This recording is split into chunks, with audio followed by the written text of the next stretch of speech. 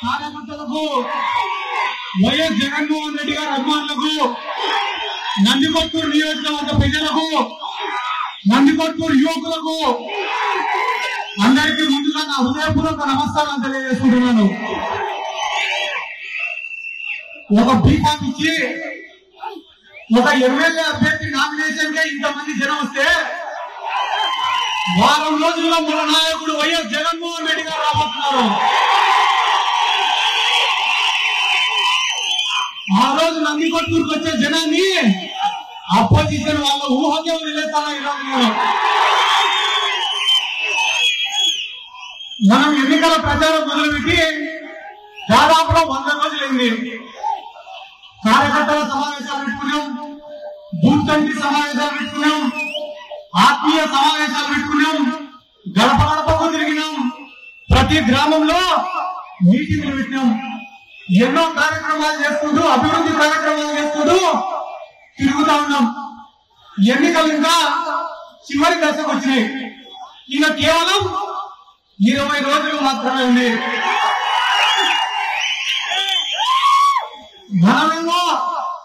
మనమేమో ఒక పక్క చేసిన మంచి గురించి చెప్పుకుంటూ పోతాం, చేసిన సంక్షేమం గురించి చెప్పుకుంటూ పోతాం.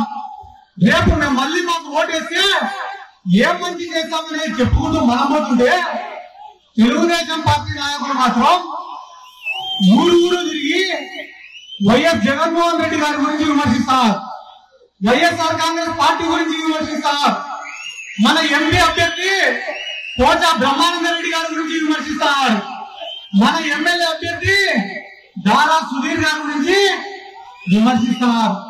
ఇన్ని రోజులు ఎన్నికల్లో విమర్శలు ఎందుకు లేని చాలా సైలెంట్ గా ఉన్నా.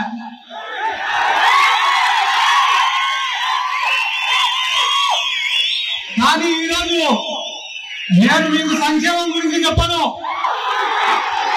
అభివృద్ధి గురించి చెప్పను, కేవలం నందికొట్కూరు నియోజకవర్గంలో ఉండే రాజకీయం గురించి మాత్రమే చెప్పాను.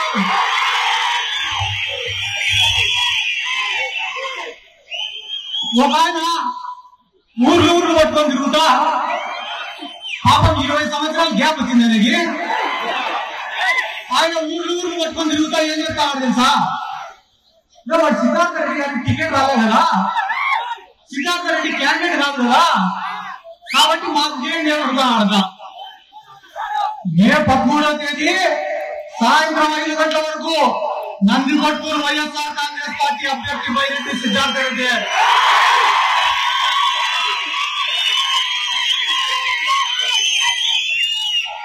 ఈ రోజు దారా సుధీర్ గారిని ఎమ్మెల్యే అభ్యర్థిగా జగన్మోహన్ రెడ్డి గారు పంపించినారంటే అది నా పైన నమ్మకం, మీ అందరి పైన నమ్మకం. ఆ నమ్మకాన్ని నిలబెట్టుకోవడానికి నేను సిద్ధం, మీరు సిద్ధమా?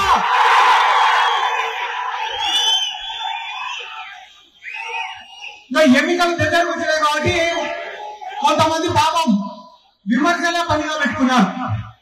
అవహేళనగా మాట్లాడడం, ఎటకారంగా మాట్లాడడం, తీసి పారేసినట్టు మాట్లాడటమే పెద్ద రాజకీయం అనుకుంటున్నారు. అట్లా మాట్లాడటం నేను కానీ మొదలు పెడితే మళ్ళా మైకి ఇవన్నీ ఎవరికి వైరెడ్డి రాజశేఖర రెడ్డి గారు తిరుగుతా మొత్తం ఊరంతా తిరిగి పోచా బ్రహ్మానంద రెడ్డి దొంగ సీట్ అమ్మినాడు అని చెప్పి చెప్తున్నారు. 2019లో కూడా ఇదే ఆరోపణని చేసినారు. ఆ రోజు ఆయన 2,50,000 ఓట్ల మెజార్టీతో గెలిచినారు. అయిపోయింది. వైరెడ్డి రాజశేఖర రెడ్డి గారు పోయి బీజేపీ పార్టీలో చేరినారు. 5 సంవత్సరాలు బీజేపీ పార్టీలోనే ఉన్నాడు. కేంద్ర దర్యాప్తు సంస్థలన్నీ కూడా బీజేపీ చేతుల్లోనే ఉన్నాయి. ఒకవేళ పోచా బ్రహ్మానంద రెడ్డి గారు దొంగ సీట్ అమ్మింటే బీజేపీ వాళ్లకు కనీసం ఒక అర్జీ అన్న ఇచ్చినారా, ఒక కంప్లైంట్ అన్నా పెట్టారా? అంటే కేవలం ఎన్నికలు గుర్తొస్తేనే వీళ్ళకు దొంగ సీట్లు గుర్తొస్తాయా? ఒక మనిషిని అంత అవమానపరిస్తే గాని ఓట్లు పడవని అనుకుంటున్నారా? ఒక విషయం గుర్తుపెట్టుకోండి, ఆయన తిట్టడం మొదలు పెట్టాడంటే ప్రపంచంలో అందరినీ తిట్టాడు. నరేంద్ర మోడీ తిట్టాడు. ఏమని తిట్టాడు? వాడు మోడీనా కేడీనా అని. అయిపోయిన తర్వాత మళ్ళా బీజేపీ పార్టీలో చేరాడు. చేరి భారత పితరా నరేంద్ర మోడీ అంటున్నాడు. కాంగ్రెస్ పార్టీలో చేరినాడు. సోనియమ్మ దేవతరా అన్నాడు. ఆ కాంగ్రెస్ పార్టీకి రాజీనామా ఇచ్చిన తర్వాత ఒక గాడిదకి సోనియా గాంధీ బొమ్మ ఇప్పించి చెప్పుతూ కొట్టించినాడు మొత్తం ఊరంతా. అయిపోయిన తర్వాత కుప్పం పోయినాడు. కుప్పం పోయి ఆడ చంద్రబాబు నాయుడు నోటికి ఎంత మాట వస్తే అంత మాట కూడా తిట్టినాడు. అంతెందుకన్నా తెలుగుదేశం పార్టీ వాళ్ళు ఈ నంద్యాల పార్లమెంట్ లో 7 మంది ఎమ్మెల్యే అభ్యర్థులు ఉంటే ఆ 7 మంది ఎమ్మెల్యే అభ్యర్థుల్ని కూడా ఆయన ఇచ్చిపెట్టలే. ఆలగడ్డలో అఖిలప్రియ వారు ఉన్నారు. ఆమె ఏమన్నాడు తెలుసా? చిన్న బాబుకు పెద్ద లోన్ వేసినారని అన్నాడు. అయిపోయిన తర్వాత డోన్ నియోజకవర్గానికి వినాడు. ఆడ కోట్ల సూర్యప్రకాష్ రెడ్డి గారు ఉన్నారు. ఈయన ఒక ఎద్దుని ఆ ఎద్దు కంటుకుని చేయాడు. అయిపోయిన తర్వాత గౌరు వెంకటరెడ్డి గురించి, గౌరు చరిత్ర గురించి బైరెడ్డి రాజశేఖర రెడ్డి గారు ఏమేమి మాటలు మాట్లాడాడో నేను చెప్పకూడదు. ఈ నందికొట్కూరు నియోజకవర్గ ప్రజలే చెప్పాలా. ఇంకా ఎవరున్నారు? లాస్ట్ శివానంద రెడ్డి ఉన్నారు. ఎవరైనా కూడా బైరెడ్డి రాజశేఖర రెడ్డి గారి ఫోన్ తీసుకొని దాంట్లో శివానంద రెడ్డి ఫోన్ నెంబర్ కొట్టారనుకో పేరు ఏం పడుతుంది తెలుసా? చించాందని పడుతుంది. అంటే వీళ్ళు తిట్టడం మొదలు పెడితే ఎవరిని ఇచ్చిపోయాడు? వాళ్ళ సొంత పార్టీ వాళ్ళని ఇచ్చిపోయాలా? ఇంకా మనల్ని విమర్శించకుండా ఉంటారా? దయచేసి ఆలోచన చేయండి అన్న.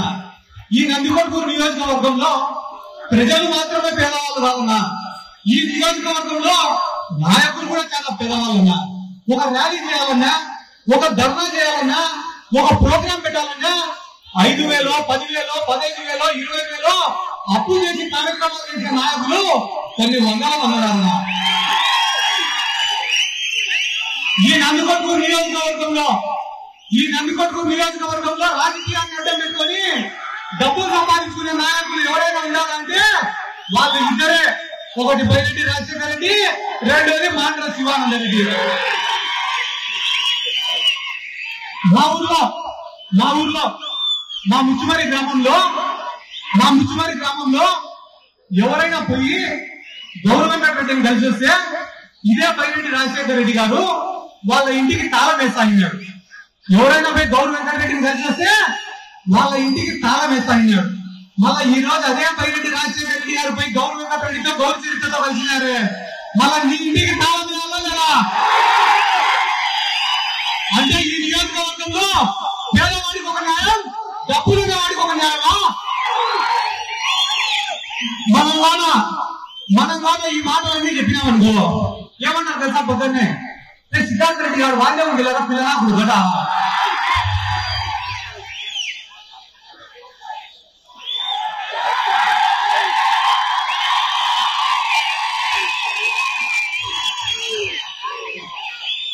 ఏమైతే పిల్లనాకుడు చేరినారు, వైఎస్ఆర్ కాంగ్రెస్ పార్టీలో చేరినారు. ఏమైతే పిల్లనాకుడు చేరినారు, ఇదే నందికొట్కూరు నియోజకవర్గానికి విద్యార్థులైనా. ఏమైతే పిల్లనాకుడు చేరినారు, ఎమ్మెల్యే అభ్యర్థిని గెలిపించుకున్నారు. ఏమైతే పిల్లనాకుడు చేరినారు, లోకల్ బాడీ ఎలక్షన్లు అన్ని గెలుచుకున్నారు. ఏమైతే పిల్లనాకుడు చేరినారు, శాప్ చైర్మన్ అయినా. ఏమైతే పిల్లనాకుడు చేరినారు, రాష్ట్ర యువజన విభాగానికి అధ్యక్షుడైనా. ఇంకొకసారి అంటారేమో ఎమ్మెల్యే కూడా అయినా అనుకున్నా. కానీ మనం అనే కొద్ది వీడు ఎదుగుతాడా అని చెప్పి ఈ మధ్య అనడం సాధించినారు. ఒక నిమిషం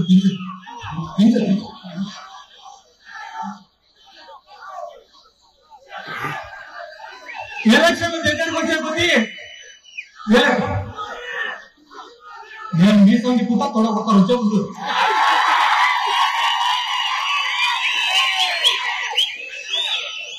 మీరు అట్లా చేస్తే కదా మీరు జగన్ వాళ్ళు బాలకృష్ణ అనుకుంటారు. మన బాలకృష్ణ కూడా ఇచ్చినాడు వీడికి. ఇదే పటేల్ సెంటర్ వచ్చినారు. నేను టీడీపీ వాళ్ళని అడిగినా ఏమైంది బాగా ఇచ్చిన మీటింగ్ అంటే అన్న వాడు తెలుగులో మాట్లాడతాడు ఇంగ్లీష్ లో మాట్లాడితే సుత్తి నాడా. తెలుగుదేశం పార్టీ వాళ్ళకి ఎన్నికలు దగ్గరకు వచ్చినాయి కాబట్టి ఈయన ఎస్సీల పైన ప్రేమ పుట్టుకొని వచ్చింది. ఎస్సీల పైన ప్రేమ పుట్టుకొని వచ్చింది. ఒక్క విషయం గుర్తుపెట్టుకున్నా, బాండ్ర శివానంద రెడ్డి అనే వ్యక్తి హైదరాబాద్ లో కబ్జా చేసిన ప్రతి సెంటు భూమి, ప్రతి ఎకరం భూమి అన్ని కూడా దళితులవే. ఈ రోజు వాళ్ళ పరిస్థితి ఎట్టుంది అంటే ఇండియా వాడు పాకిస్తాన్ వాడు కొట్టాడుకొని చైనా వాడిపైన బాంబులు వేసినట్టుంది. శివానంద రెడ్డి కబ్జా చేసింది హైదరాబాద్ లో, ఆయన పైన కేసులు పెట్టింది తెలంగాణ పోలీసులు. ఆయన ప్రెస్ మీట్ పెట్టి వైఎస్ఆర్ కాంగ్రెస్ పార్టీ ఆయన పైన కుట్ర చేసిందట. అది ఓట్లు ఉండేది కదా కుట్ర చేస్తారు. నీకు నీ ఊళ్ళో ఓటు నీ పైన ఎవరు కుట్ర చేస్తారా? ఇంకొక ముఖ్యమైన విషయం, ఎన్నికలకు కేవలం 18 రోజులు మాత్రమే ఉంది అన్నా. ప్రతి గ్రామంలో కూడా ఒక్కసారి ఆలోచన చేయమని చెప్పాడు. ఎవరన్నా ఏమని ఆలోచన చేయమని అడుగుతారు తెలుసా? ఈ నియోజకవర్గంలో సారాయాన్ని డబ్బులు సంపాదించిన వాళ్ళు ఎవరు? ఈ నియోజకవర్గంలో కబ్జాలు చేసి డబ్బులు సంపాదించిన వాళ్ళు ఎవరు? ఈ నియోజకవర్గంలో సొంతంగా డబ్బులు ఖర్చు పెట్టుకుని రాజకీయం చేస్తున్న వాళ్ళు ఎవరనేది ఒక్కసారి ఆలోచన చేయమన్నా. మనము వైఎస్ఆర్ కాంగ్రెస్ పార్టీ అధికారంలో వచ్చిన తర్వాత రాజకీయాలను అడ్డం పెట్టుకుని కాంట్రాక్టులలో కమిషన్లు కొట్టడం లేవు. వైఎస్ఆర్ కాంగ్రెస్ పార్టీ అధికారంలోకి వచ్చిన తర్వాత కాంట్రాక్టులలో కమిషన్లు కొట్టడం కానీ, రాజకీయాన్ని అడ్డం పెట్టుకుని కాంట్రాక్టులు చేయడం కానీ, దౌర్జన్యం చేయడం కానీ లేవు. ఎవరైనా దౌర్జన్యం చేస్తే దౌర్జన్యం చేసిన వాడు మన సొంత మనిషైనా కూడా వాడిని కూడా ఇచ్చిపెట్టడం లేదు. మనము అంత నిజాయితీగా ఈ రోజు రాజకీయం చేస్తున్నాం. కానీ ఎన్నికల దగ్గరకు వచ్చే కొద్దీ 4.5 సంవత్సరాలు ఎవరు కనపడలేదు అధిపతి నియోజకవర్గంలో. ఉండి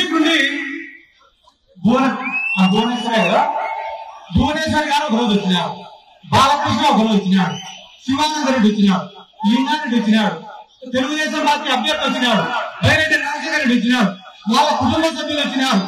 ఏదో వీళ్ళందరూ వరద బాధితులు వచ్చినట్టు వచ్చినారు అనుకున్నాడు. నేను అయిపోయిన తర్వాత కాలకేయ వచ్చి మీద పడినట్టు పడ్డారు. వినిపించడం లేదా?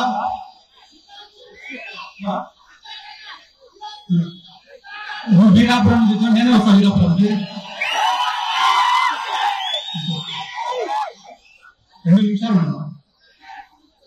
ఒక ముఖ్యమైన ఉండలు శ్రీకాంతం ఉండలు దారా సుధీర్ గారు మన అభ్యర్థున్నారు. అన్నా మీకు ఒక విషయం చెప్తా, మనసులో పెట్టుకోనన్నా. మీరు రాజకీయంగా పనిచేసిన రోజులు శిలాపథకంలో పేరు కోసం పనిచేయకుండా మీరు పనిచేసిన రోజులు గుండెల్లో స్థానం.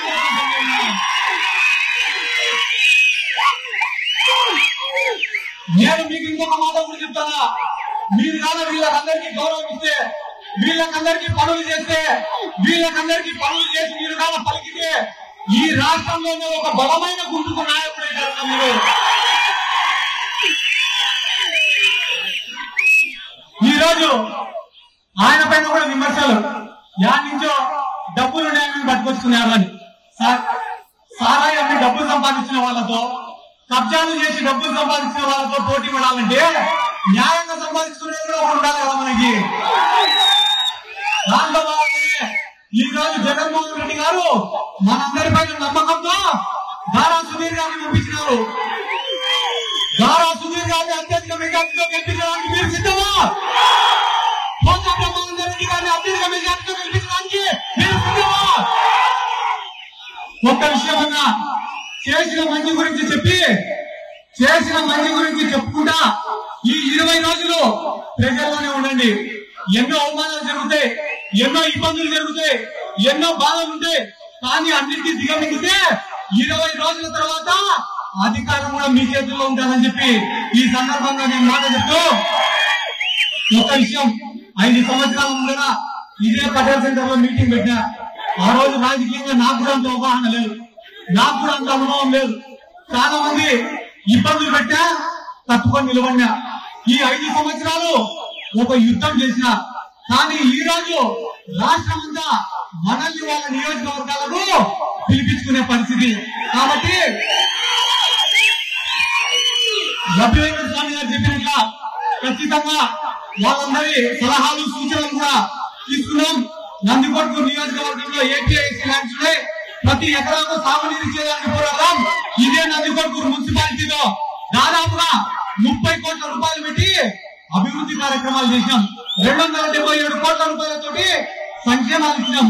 ఇదే కేజీ రోడ్డును అక్రమంగా పాల్పడింది తెలుగుదేశం పార్టీ వాళ్ళైతే ఇదే కేజీ రోడ్డు ఈ రోజు నిర్మిస్తుండేది వైఎస్ఆర్ కాంగ్రెస్ పార్టీ వాళ్ళు. ఈ రోజు ఇదే నందికొట్కూరు మున్సిపాలిటీలో 3000 ఇళ్ల పట్టాలు ఇచ్చింది వైఎస్ఆర్ కాంగ్రెస్ పార్టీ. 1600 మందికి ఇళ్ల నిర్మాణం చేసింది వైఎస్ఆర్ కాంగ్రెస్ పార్టీ. 30 పడకల ఆసుపత్రిని తీసుకొని వచ్చింది వైఎస్ఆర్ కాంగ్రెస్ పార్టీ. కొత్త మున్సిపల్ బిల్డింగ్ కానీ, కొత్తగా వచ్చిన ఇండోర్ స్టేడియం కానీ, ఏబిఎంఎల్ఎం పార్క్ కానీ, ఇటువంటి డెవలప్మెంట్ అంతా చేస్తూ ఉండేది వైఎస్ఆర్ కాంగ్రెస్ పార్టీ. మన పనులు ఏమి జరగకపోతేనే ఇన్ని పనులు చేసుకోగలిగినామే. రానున్న రోజుల్లో మన పనులు పూర్తి స్థాయిలో జరిగినప్పుడు ప్రతి ఒక్క కార్యకర్త కూడా న్యాయం చేస్తామని చెప్పి ఈ సందర్భంగా నేను తెలియజేసుకుంటూ, అన్నా ఈ రోజు ఈ నామినేషన్ సందర్భంగా మీకందరికీ మాటిస్తానా, నేను కానీ ఒక 10 రూపాయలు సంపాదించుకుంటే ఆ 10 రూపాయలు కూడా మీకోసమే ఖర్చు పెట్టా తప్ప నా సొంతంగా నేను వాడుతున్నా. వచ్చే 5 సంవత్సరాలు కార్యకర్తలను కూడా ఆర్థికంగా, రాజకీయంగా, సామాజికంగా పైకి తెస్తా అని చెప్పి ఆ దేవుడి పైన ప్రమాణంగా చెప్తారా అన్న. ఈ రోజు నందికొట్కూరులో చివరిగా ఒక్క మాట, తప్పుదారి పట్టేయాలని చెప్పి తప్పుడు ప్రచారాలు చేస్తున్నారు. అవి ఏ రకంగా అంటే, మా పైన నాయరెడ్డి అని ఉన్నాడు. ఇండి నాయరెడ్డి వెళ్ళిపోతాడబ్బా. పక్కనే ఆయన ఉన్నాడు, మా లభ్యంగా ఉన్నాడు, లభ్యంగా వెళ్ళిపోతాడంట. ఇట్లాంటి తప్పుడు ప్రచారాలు చేసినా ప్రజలను కన్ఫ్యూజ్ చేయాలని ఉన్నారు. మీరందరూ ఒక్కటి గుర్తు పెట్టుకోండి, ఈ నియోజకవర్గంలోని ప్రతి గ్రామంలో మనకు మెజార్టీ వస్తుంది, ప్రతి మండలంలో మెజార్టీ వస్తుంది, ప్రతి వార్డులో మనకు మెజార్టీ వస్తుంది. తెలుగుదేశం పార్టీ వాళ్ళకు ఏ వార్డులో మెజార్టీ వస్తుందో కూడా తెలుసుకోలేనటువంటి పరిస్థితులు ఉన్నారు. కాబట్టి ఈ రానున్న 18 రోజులు కష్టపడి పనిచేయండి. మీ అందరి భవిష్యత్తు నేను ఖచ్చితంగా నా ప్రాణం ఉన్నంత వరకు కష్టపడి పనిచేస్తా అని చెప్పి ఈ సందర్భంగా తెలియజేస్తూ, ఈ నెలాఖరులో కానీ వచ్చే నెల మొదటి వారంలో కానీ మనకు ఇదే నందికొట్కూరులో వైఎస్ జగన్మోహన్ రెడ్డి గారి సభ ఉండబోతుంది. ఆ రోజు ఖచ్చితంగా 30-40 వేల మంది మనం ఇక్కడికి తరలి రావాలా. జగన్మోహన్ రెడ్డి గారిని 30-40 కోరికలు కూడా మనం కోరాలా. మన నందికొట్కూరుకు ఇండస్ట్రీస్ రావాలా, ఎత్తిపోతల పథకాలు రావాలా, సాగునీరు రావాలా, పిల్లలకు ఉద్యోగాలు రావాలా. అవన్నీ వచ్చిన తర్వాత పక్కకు పోమంటే పోతాం, కానీ అవి వచ్చేంత వరకు మీ అందరి కోసం అలుపెరగని పోరాటం చేస్తా అని చెప్పి ఈ సందర్భంగా నేను తెలియజేస్తుంది. ఇంత ప్రేమగా, ఇంకా అభిమానంతో మధ్యాహ్నం 1 గంటకు మధ్యాహ్న సమయంలో కూడా ఇంత ప్రేమగా వచ్చిన ప్రతి ఒక్కరికి కూడా పేరు పేరున నా శిరస్సు వంచి నమస్కారాలు తెలియజేస్తూ, ఎన్ని జన్మలెత్తినా కూడా ఇదే నందికొట్కూరు నియోజకవర్గంలో పుట్టాలా, ఎన్ని జన్మలెత్తినా మీ అందరి అభిమానం పొందాలని చెప్పి ఆ భగవంతుడిని కోరుకుంటూ సెలవు తీసుకునేవారు. జై జగన్, జై జగన్, జై జగన్. కాను గుర్తుకే, కాను గుర్తుకే, కాను గుర్తుకే.